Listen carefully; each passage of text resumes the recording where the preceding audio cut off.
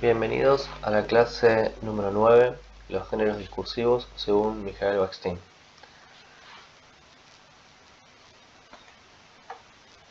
Bueno, en esta clase vamos a trabajar sobre uno de los autores fundamentales de esta unidad número 3, con la cual abrimos este nuevo espacio, la última unidad que vamos a trabajar en semiología.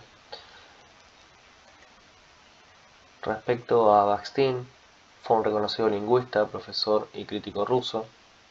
Se destacó sobre todo por sus estudios en literatura rusa y literatura mundial.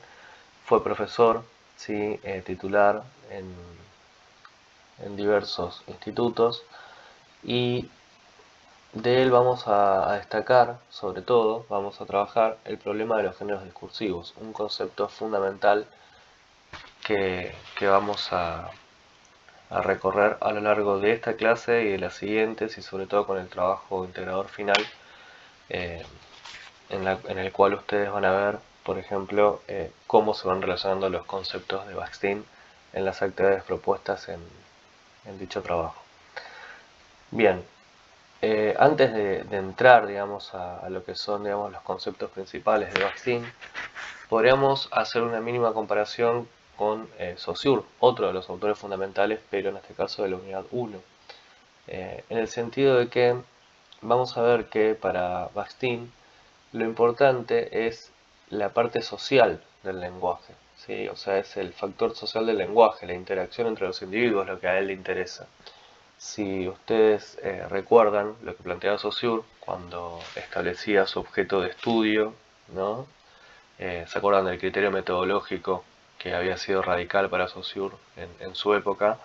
Justamente el habla era lo que este lingüista suizo había descartado, ¿no? Saussure decía que el habla era heterogénea, entonces no podía sistematizarse, por ende no podía ser el objeto de estudio de la lingüística. Claramente Saussure tenía una mirada estructuralista que provenía del positivismo de su época, y bueno, claramente no le permitía considerar a la lengua, ¿sí?, a la interacción que establecen los hablantes, como un objeto de estudio analizable, ¿no? Por eso, para Saussure lo importante era el análisis de los signos, ¿no? Y a lo sumo la oración, que era, digamos, un sistema idealista de la lengua. Para Saussure, ya lo vimos con las clases de Bourdieu, por ejemplo, la crítica que se le hace a Saussure de pensar, ¿no?, a los hablantes como idealizándolos.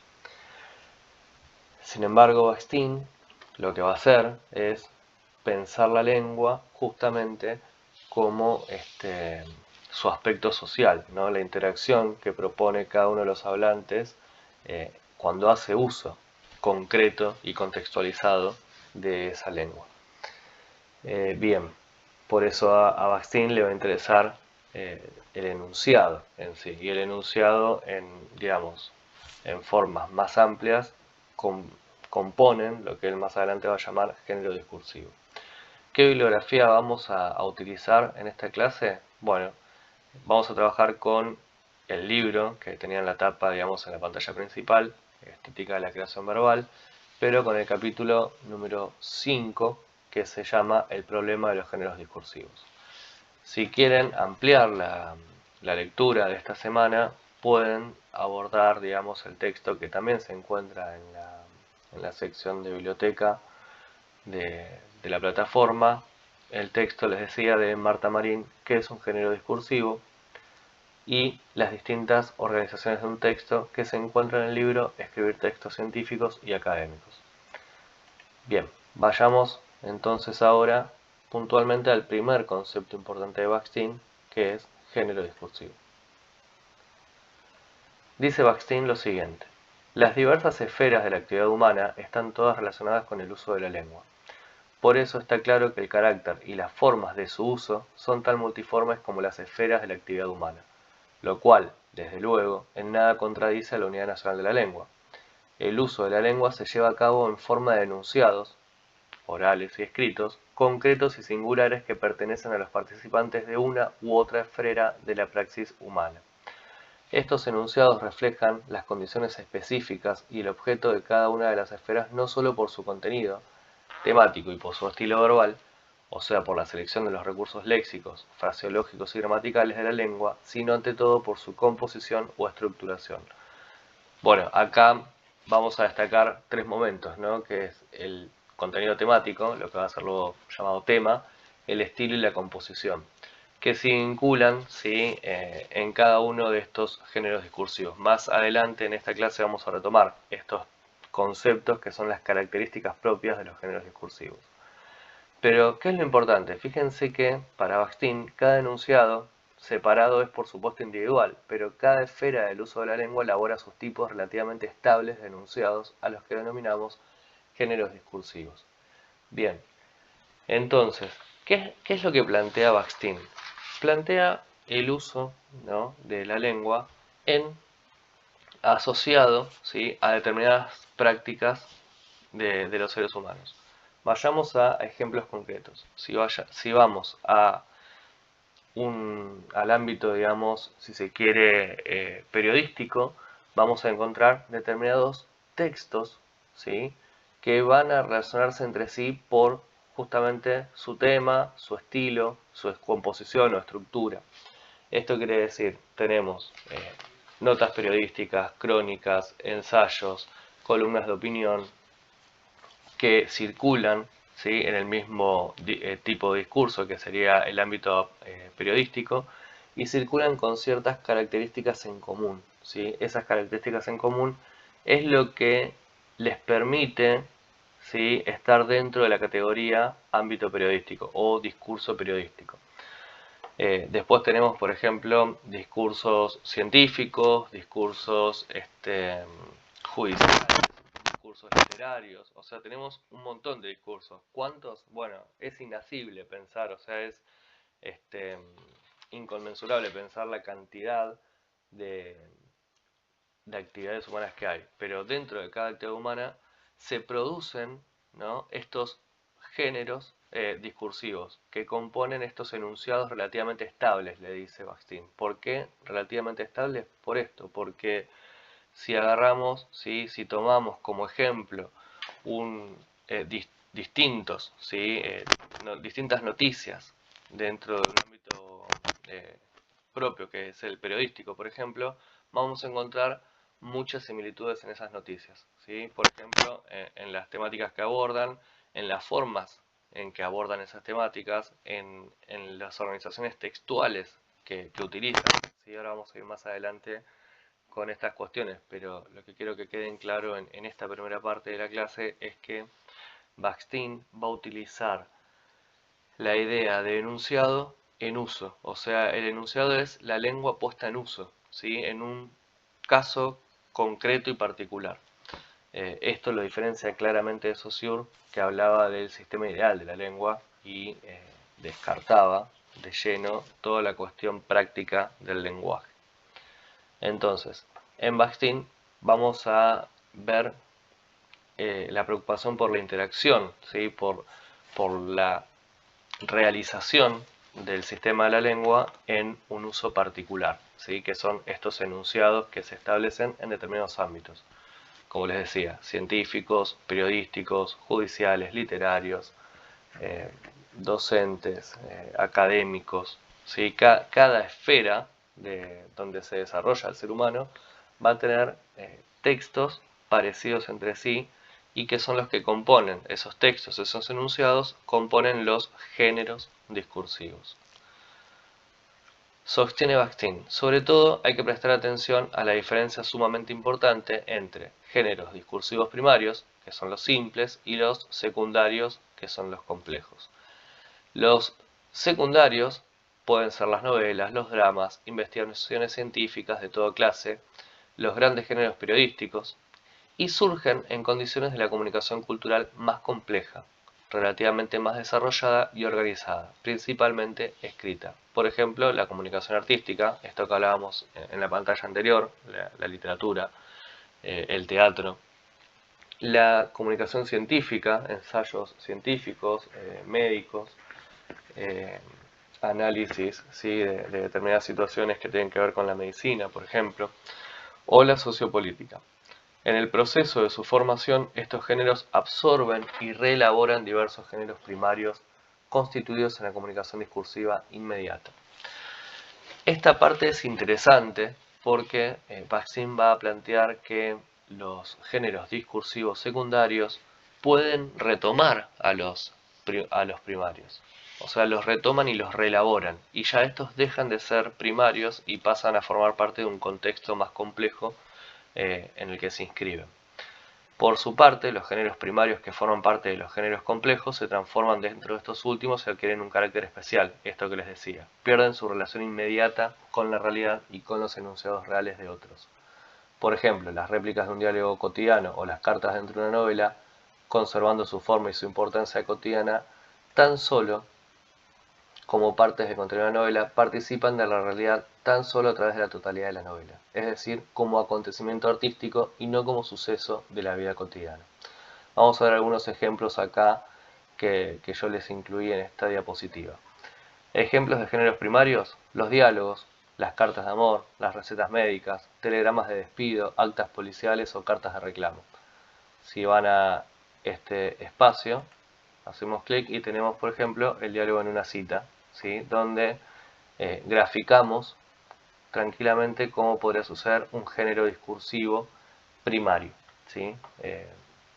Estas palabras en una cita suelen, digamos, repetirse con mayor o menor similitud, pero suelen ser, las citas suelen tener enunciados relativamente estables, ¿sí? Por ejemplo, hablar del amor, ¿sí? Hablar de que uno está enamorado de la otra persona, tratar de conquistar a la otra persona o de seducir a la otra persona, tiene que ver con lo esperable en una situación comunicativa como una cita amorosa. Por otro lado, tenemos los géneros secundarios que implican una comunicación más compleja y desarrollada, como decíamos antes, y que pueden ser las novelas, los ensayos, informes de lectura, investigaciones científicas, grandes géneros periodísticos. Si van a la lupita de acá, van a encontrar, por ejemplo, el texto, ¿sí? La tapa del texto de Martin Luther King, Tengo un sueño, ¿sí? Que es un discurso social, político e ideológico. Claramente, este enunciado, este discurso, pertenece a la clasificación propuesta por Baksin como género secundario. Y después tenemos los géneros primarios, esto que hablábamos antes, que son absorbidos, ¿sí? Dentro de géneros secundarios.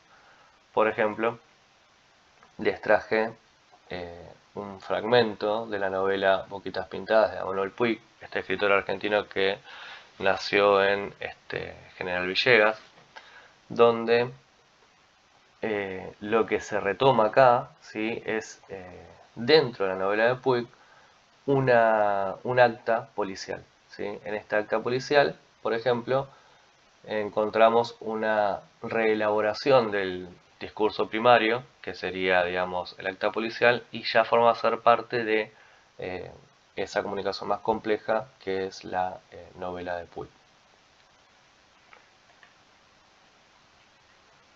Bien, esto en cuanto a la clasificación de los géneros.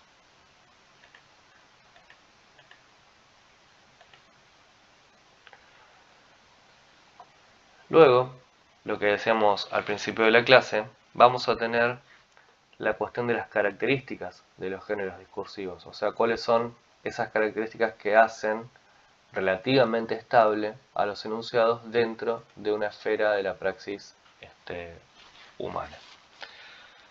En cuanto a las características, Baksin dice que se pueden identificar el tema, ¿sí? El contenido temático, decíamos al principio, la composición que tendrá que estar ligada al estilo, la estructura y la función.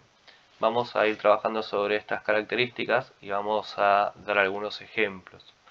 Pero antes de entrar a cada uno de estos conceptos, van a notar que esto es fundamental para pensar el trabajo integrador final que ustedes tienen que ir planificando, dado que digamos, la producción de paratextos, el análisis de paratextos, es en sí el paratexto. Lo vamos a ver la clase siguiente con Gerard Genet y Alvarado, con lo que plantean estos dos autores.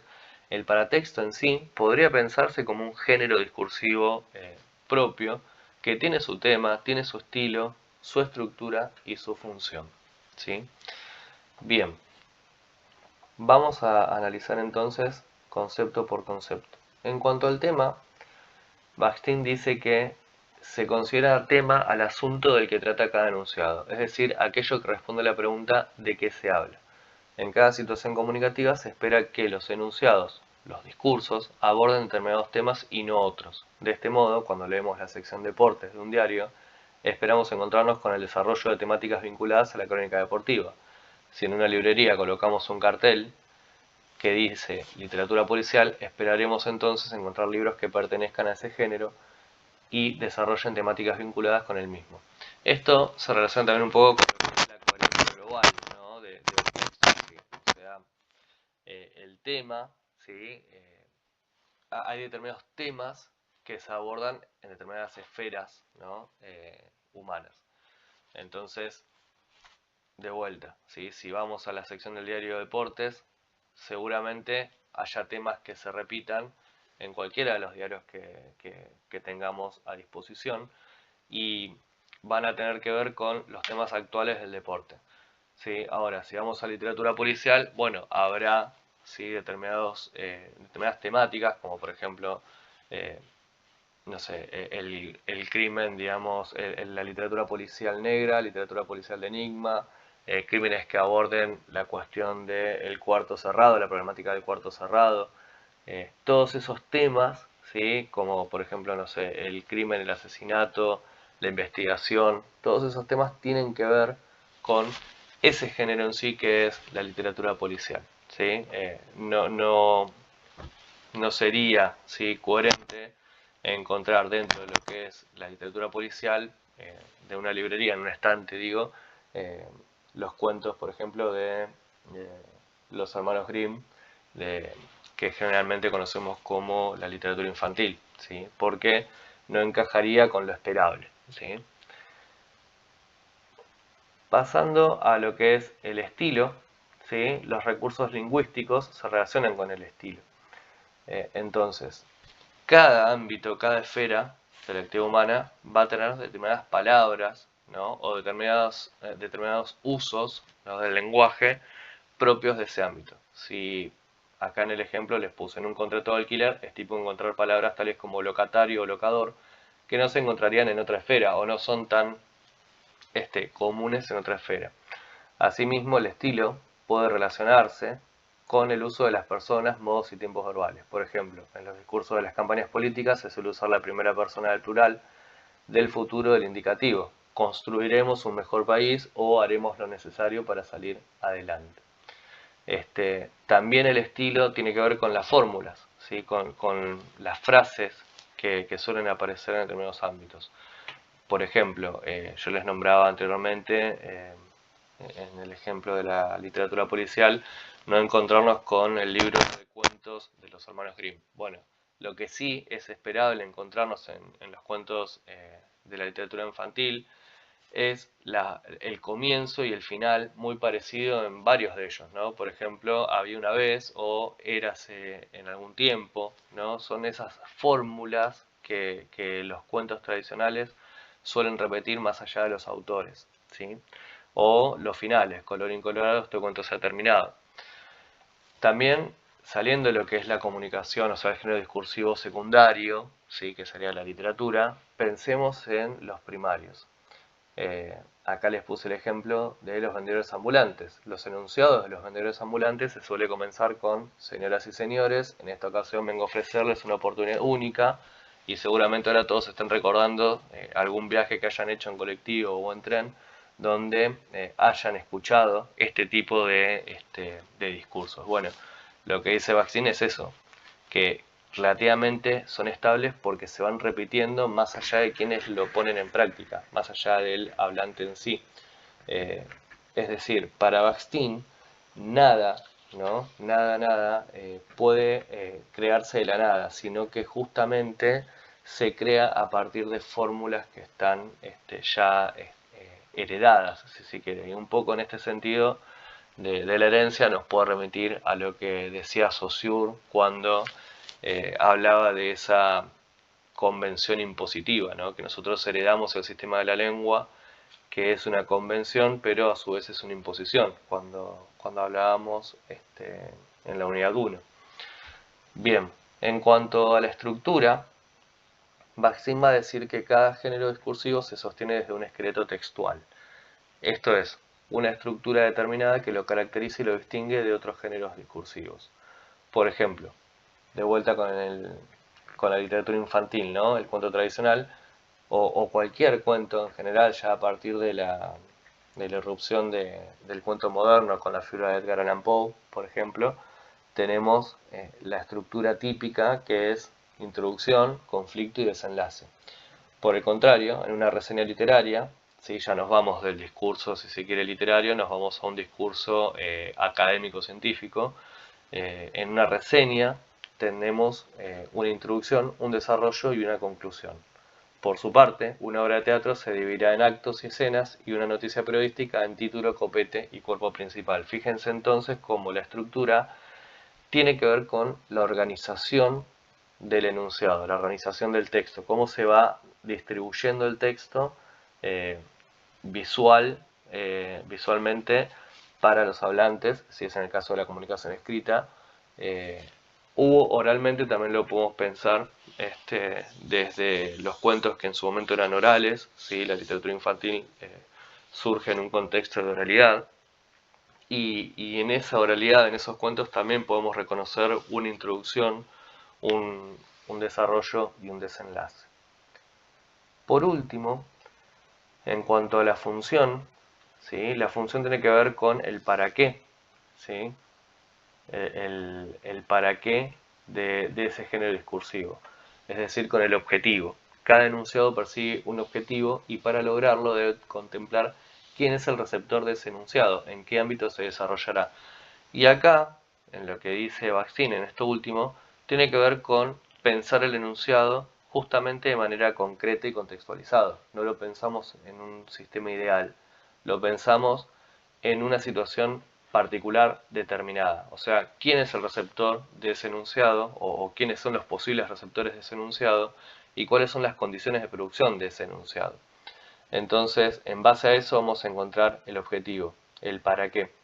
Por ejemplo, podemos pensar que un manual de lengua y literatura tendrá el objetivo de explicar e informar sobre ciertos aspectos del lenguaje. Un libro de recetas de cocina buscará instruir sobre cómo preparar determinadas comidas. Un chiste intentará generar risa. Un saludo de bienvenida buscará demostrar amabilidad y cordialidad. Eso es en cuanto a la función. O sea, cada enunciado tiene un objetivo detrás. Por último, ¿sí? Ya para ir cerrando esta clase, vamos a encontrar en la diapositiva otra forma de clasificar los géneros discursivos según sus rasgos internos y externos. Y acá les dejo algunos ejemplos de cuáles podrían ser los distintos tipos de discurso, ¿no? Esos discursos que generan ese concepto vital en Bakhtin, que es el de género discursivo. Como les decía al principio, el discurso periodístico. ¿Quiénes serían los participantes del discurso periodístico? Bueno, el periodista y los lectores, en principio, y el ámbito de producción y circulación, los medios masivos. El tema, acá retomamos esas características, ¿no? de cada género discursivo, que es el tema, estilo y estructura. El tema de todo discurso periodístico generalmente es la actualidad, ¿sí? O sea, las noticias que van surgiendo como novedad. Pensemos cómo se fue transformando todo esto a raíz de la irrupción, diría yo, de los medios digitales, ¿no? Donde los periódicos están detrás de la novedad, ahora ya prácticamente al instante. Anteriormente, con lo que era el diario de papel, había un cierto desfasaje entre lo que era la noticia, el hecho en sí, y la noticia que registraba ese hecho. Hoy en día, ya no solo con la era digital, sino ya con la televisión, se fue transformando eso, ¿sí? En una inmediatez más palpable, si se quiere, pero con lo digital yo creo que es el extremo en sí, ¿no? Está sucediendo el hecho y la noticia ya quizás está publicada. Entonces, el tema es la actualidad. El estilo, al ser periodístico, tiene que ser de alcance masivo, ¿sí? Entonces va a usar palabras generalmente a las que puedan acceder la mayoría de la población. Y bueno, tenemos una diversidad de estructuras, como pueden ser la narrativa, descriptiva, explicativa, argumentativa, que podemos encontrar en qué géneros discursivos, en qué enunciados concretos. Bueno, en crónicas, en noticias, ¿sí? Ahí están la estructura narrativa, en los informes policiales, por ejemplo, dentro de la sección policial de los diarios hay una estructura explicativa, o en los artículos de opinión podemos encontrar una estructura argumentativa. También en el ámbito académico, ¿sí? Podemos observar, por ejemplo, que los participantes suelen ser el docente y los alumnos, las publicaciones suelen ser dentro de la universidad y son producciones de los estudiantes, por ejemplo, el trabajo integrador final que ustedes están preparando o los parciales que ya rindieron, ¿sí? Entraría dentro de lo que son el discurso académico. El tema está vinculado a un saber científico. En nuestro caso, en la cursada nuestra, va a ser el saber científico de la semiología, pero dentro de lo que es la carrera, la tecnicatura en edición, ustedes tienen un campo de saber un poco más amplio, ¿no? Mucho más amplio, diría yo. Luego tenemos el estilo, que es científico o de semidivulgación. Eso implica que cierto uso coloquial del lenguaje no, no es que no sea permitido, sino que no va a quedar, digamos, coherente con el ámbito en el que se produce. Y luego tenemos la estructura que en lo que es el ámbito académico suele ser explicativa y argumentativa principalmente. ¿Cuáles son los enunciados típicos de este discurso o de este ámbito del discurso académico? Bueno, los cuadernillos y clases, por ejemplo, esta diapositiva que les estoy preparando, se encuadraría dentro de este caso, dentro de este discurso académico. Las respuestas a parciales, sus respuestas a parciales, monografías, informes de lectura, entrarían dentro de esta clasificación. Y por último, tenemos el discurso científico como ejemplo, ¿sí? Hay otros casos, yo les decía al principio de esta diapositiva, de esta clase audiovisual, el ámbito judicial, pero bueno, acá les hice un recorte, una síntesis de lo que plantea Bakhtin. En el discurso científico tenemos ya un ámbito quizás más específico, restringido, que es el de los participantes expertos, la comunidad científica como receptora de esos discursos, mediante publicaciones especializadas. El tema está vinculado a un saber científico, el estilo es científico, esto implica una serie de palabras técnicas, más complejas quizás que los otros discursos que veníamos analizando, como el periodístico o el académico, y la estructura suele ser argumentativa. Esto encuadra en las ponencias, en las conferencias, en los informes de investigación. Bueno, llegamos al final de la clase. Si te quedaron dudas, recordá que tenés el espacio de los foros para compartirlas y espero que les haya aclarado esta clase audiovisual parte de la bibliografía.